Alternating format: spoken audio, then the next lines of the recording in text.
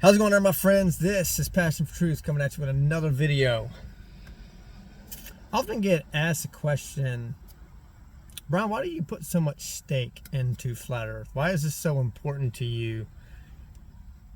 Why is it basically all you talk about? Is probably one of the most asked questions I get. Other than, why is this so important, period? Or why to lie? And I don't know if I've ever truly answered this question directly, what does it mean to me? And I don't know if any flat earther has really, maybe a couple of them have answered this question. But I wanted to do it, and I hope I do it justice. And maybe it'll make some sense to you of why this is so important to me. Why I pretty much plant my flag here, because it's the truth. Number one, it's the truth that reveals all other truths. It's that, I've said this plenty of times before, it's the leading domino. Like, once you knock down that leading domino, the rest of them start to fall down. And that's what Flat Earth ultimately is. You can't fall back asleep once you come to this truth. And it's so powerful, because it disrupts your paradigm completely. Everything you thought you knew in your life that you could cling to, when that comes tumbling down, it does something to you. I don't care who you are. It does something to your psyche. It does. It changes your life, whether or not you want to believe that or not. It'll turn an atheist into a Christian, or at least somebody who believes in an ultimate creator, like that, right? Because it destroys the heliocentric nonsense, the religion. It completely destroyed. There is no more Big Bang. There is no more billions of years of evolution. There is no more of order coming out of chaos. This place was wonderfully created for you. And it's the one thing that I can cling to, that keeps me grounded with my creator. Because if it wasn't for this truth, I'd have a hard time. But let me take you kind of to the beginning and what kind of led me to where I'm at today, and maybe it'll make more sense. So, what is it now? 5 years ago. Actually, let's go back further than 5 years, because 5 years ago is when I really first started diving into this, but it really started even before then, because I was married at the time, and I'd been an entrepreneur since I was 27 years old.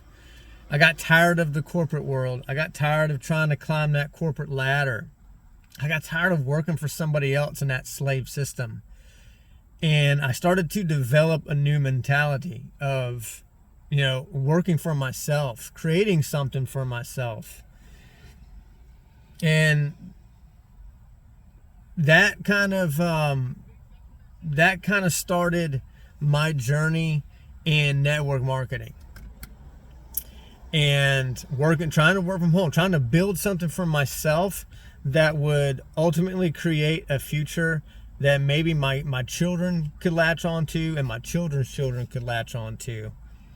Trying to build a legacy, in other words, for my future family, not just myself. But if you're an entrepreneur listening to this, or you've been an entrepreneur in the past, or you gave it a shot, you'll know that this is a roller coaster ride. It's not easy. If it were easy, everybody would do it. Everybody would do it. Why wouldn't they? Why wouldn't you want to be your own boss and control your own destiny? Create your own schedule, to be able to work from home and be with your children more.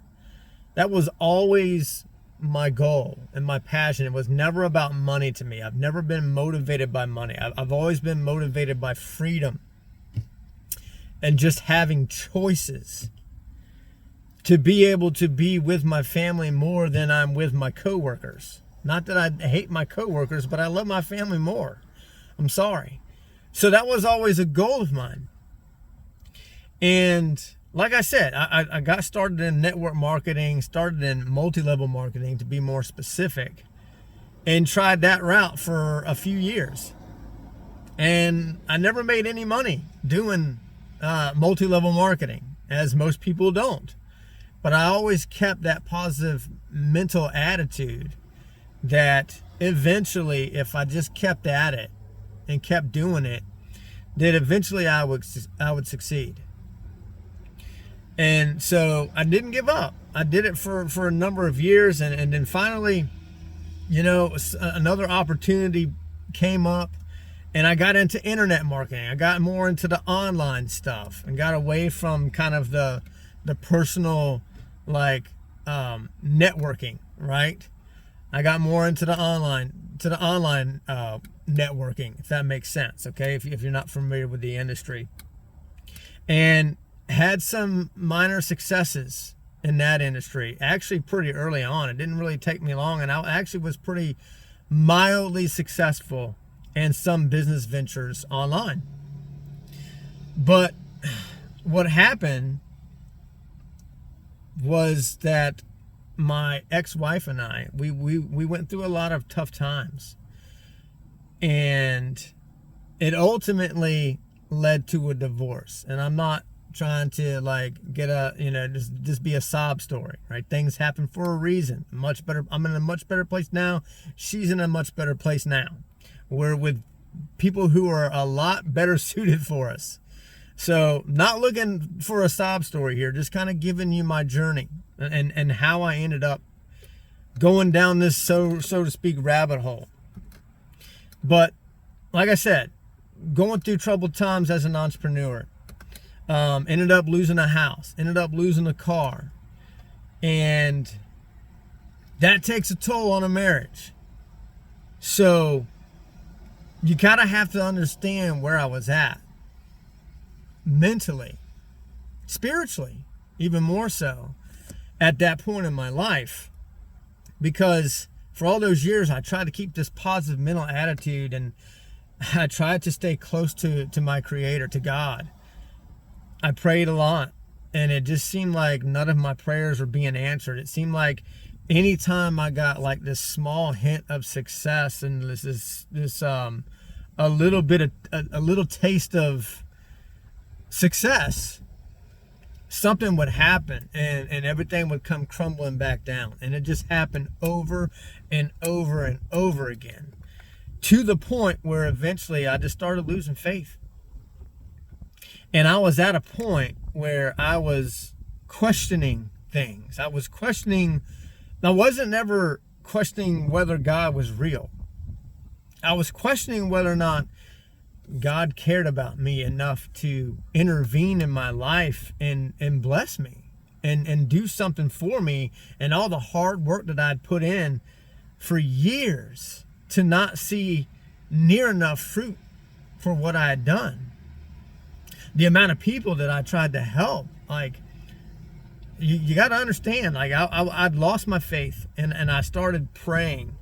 And my number one prayer, about 5.5 years ago was, God, I don't know if you're real. I mean, I didn't say I didn't know if you're real.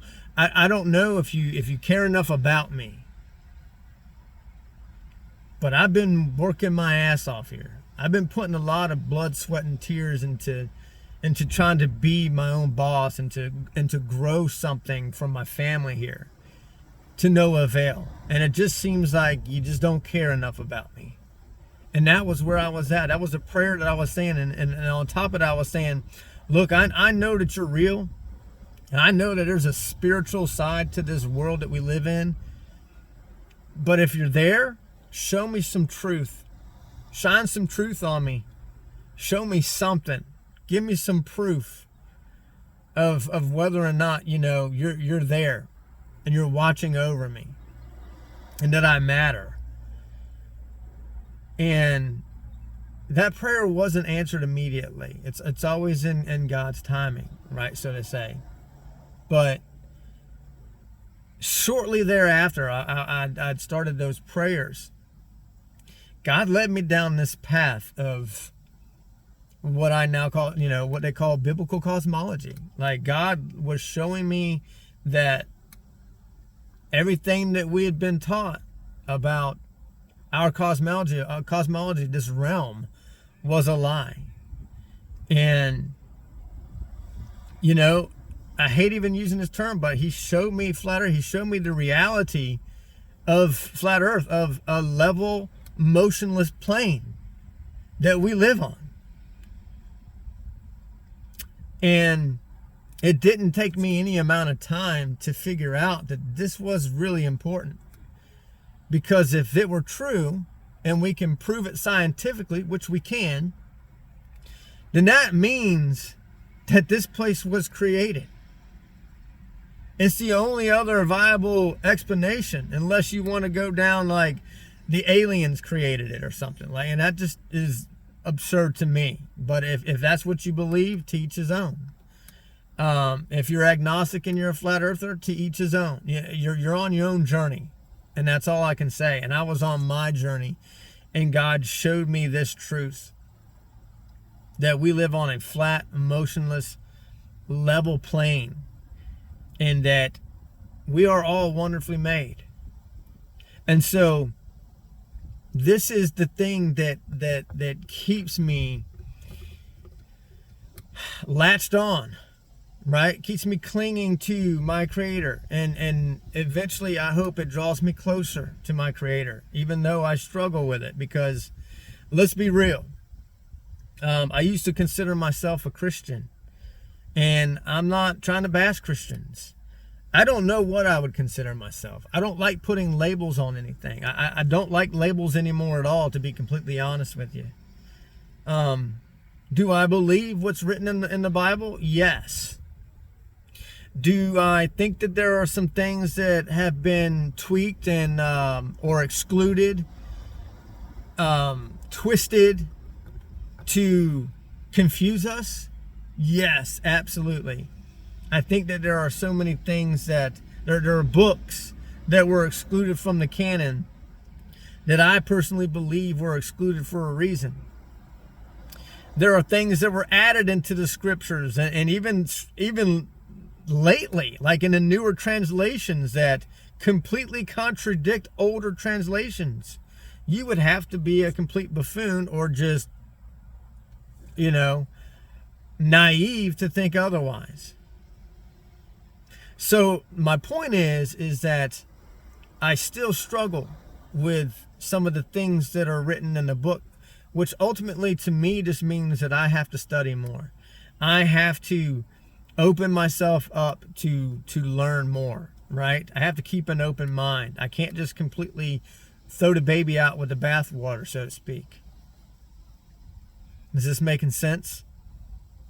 So what I've learned in my 41 years is that when there's something that I don't understand about the Bible, it just means that there's a learning point there. There's a time to learn, a chance to learn something new.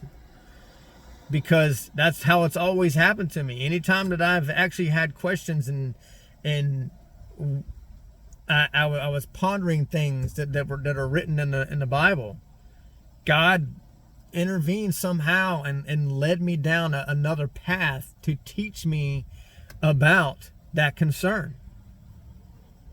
And I just believe in my heart of hearts that he's going to continue to do so. But flat earth and biblical, I like to call it biblical cosmology more, because that biblical cosmology doesn't come with near as much division and just downright hatred. Like people, and it's not just atheists, Christians hate hearing this stuff because they have been living in this world and they have developed this worldview that's been given to them that contradicts what they're reading in the scriptures. And that's uncomfortable to them, and I understand that. I was there. Over 5 years ago, that's where I was at. Like, my atheist brother was telling me the Bible's a flat earth book, and I would argue with him that it wasn't. He was right. He was right. So a lot of times atheists know the Bible better than Christians do, and that's sad. All I'm saying is this is my baby that I kind of lie on, because it's what keeps me grounded. It's what it keeps me close to the Creator like nothing else. And ultimately it's what keeps me sane in this crazy world that we're living in. I don't care who you are, flat earther, heliocentric believer, atheist, I don't care who you are. I think we all can agree that we live in some crazy times. We live in a clown world, an upside down world where nothing makes sense. And most people are starting to realize that there's always been an agenda to pull people away, to control people, to control people's minds, to take more and more of their freedoms away from them until eventually we have none. We own nothing, but we're also happy about that. That's a scary place to be. Own nothing and be happy about it. That's where we're headed. That's a scary place to be. I don't want to live in that world. But as long as I'm here, I would like to remain positive. I would like to remain at least somewhat sane and grounded. And this is what keeps me there. So, hopefully, this has made sense to you, whether or not you're a flat earther or a ball earther or whatever you are. I hope you can just kind of understand my point of view here and why myself, with my worldview, whatever you want to call it, why I cling to it, why I plant my flag here. With that, this is Passion for Truth. Until the next video, stay tuned. Take care of each other. Love one another.